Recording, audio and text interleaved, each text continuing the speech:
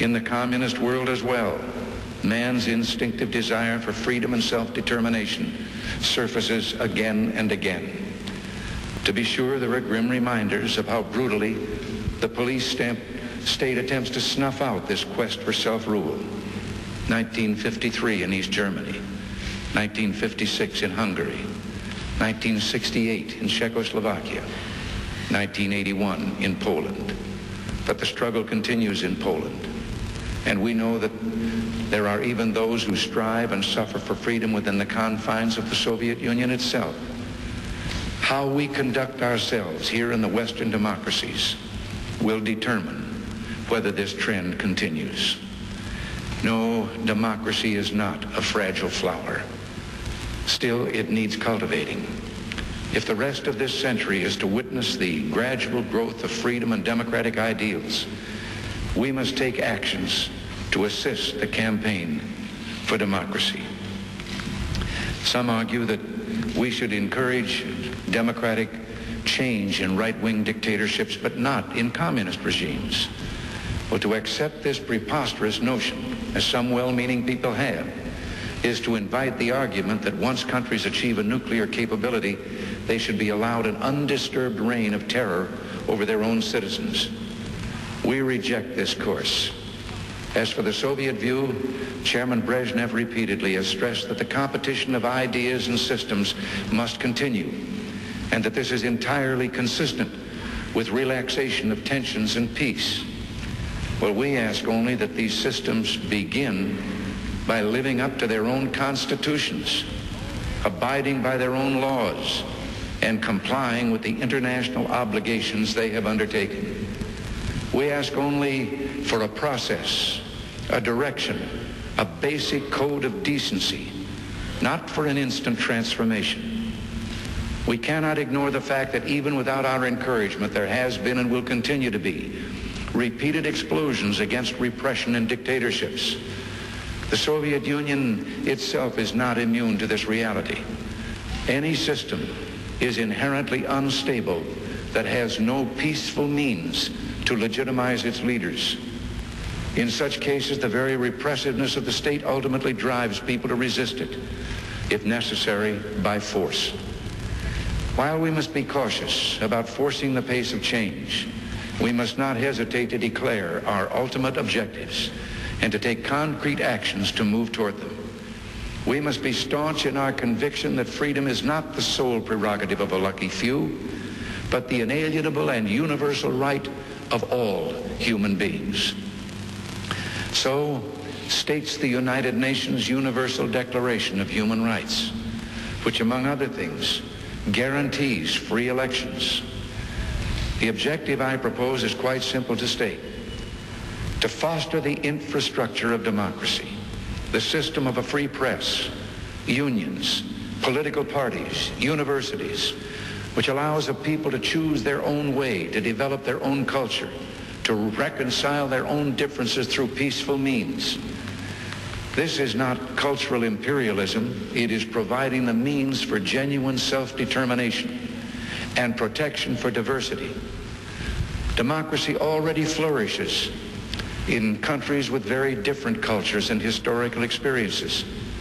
It would be cultural condescension, or worse, to say that any people prefer dictatorship to democracy.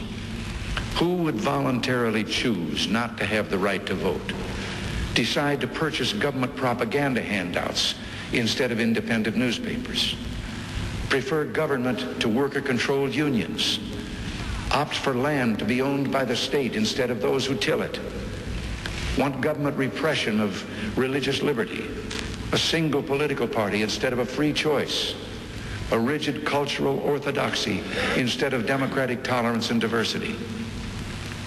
Since 1917, the Soviet Union has given covert political training and assistance to Marxist-Leninists in many countries.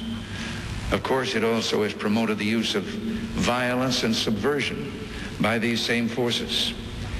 Over the past several decades, West European and other social democrats, Christian democrats, and leaders have offered open assistance to fraternal political and social institutions to bring about peaceful and democratic progress.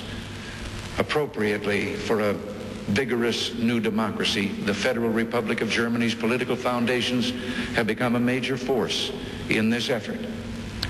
We in America now intend to take additional steps, as many of our allies have already done, toward realizing this same goal. The chairman and other leaders of the National Republican and Democratic Party organizations are initiating a study with the bipartisan American Political Foundation to determine how the United States can best contribute as a nation to the global campaign for democracy now gathering force. They will have the cooperation of congressional leaders of both parties, along with representatives of business, labor, and other major institutions in our society. I look forward to receiving their recommendations and to working with these institutions and the Congress in the common task of strengthening democracy throughout the world. It is time that we committed ourselves as a nation in both the public and private sectors to assisting democratic development. We plan to consult with leaders of other nations as well. There is a proposal before the Council of Europe to invite parliamentarians from democratic countries to a meeting next year in Strasbourg. That prestigious gathering could consider ways to help democratic political movements. This November in Washington, there will take place an international meeting on free elections. And next spring, there will be a conference of world authorities on constitutionalism and self-government, hosted by the Chief Justice of the United States. Authorities from a number of developing and developed countries, judges, philosophers, and politicians with practical experience have agreed to explore how to turn principle into practice and further the rule of law. At the same time, we invite the Soviet Union to consider with us how the competition of ideas and values which it is committed to support can be conducted on a peaceful and reciprocal basis. For example, I am prepared to offer President Brezhnev an opportunity to speak to the American people on our television if he will allow me the same opportunity with the Soviet people.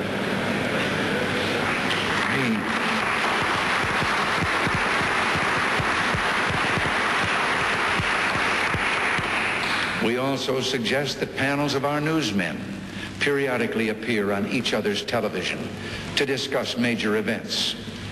Now, I don't wish to sound overly optimistic, yet the Soviet Union is not immune from the reality of what is going on in the world. It has happened in the past.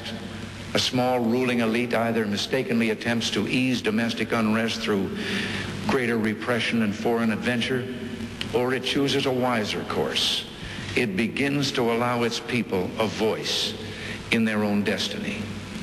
Even if this latter process is not realized soon, I believe the renewed strength of the democratic movement, complemented by a global campaign for freedom, will strengthen the prospects for arms control and a world at peace. I have discussed on other occasions, including my address on May 9th, the elements of Western policies toward the Soviet Union to safeguard our interests and protect the peace. What I'm describing now is a plan and a hope for the long term. The march of freedom and democracy, which will leave Marxism, Leninism on the ash heap of history as it has left other tyrannies which stifle the freedom and muzzle the self-expression of the people. And that's why we must continue our efforts to strengthen NATO, even as we move forward with our zero-option initiative in the negotiations on intermediate-range forces and our proposal for a 1/3 reduction in strategic ballistic missile warheads.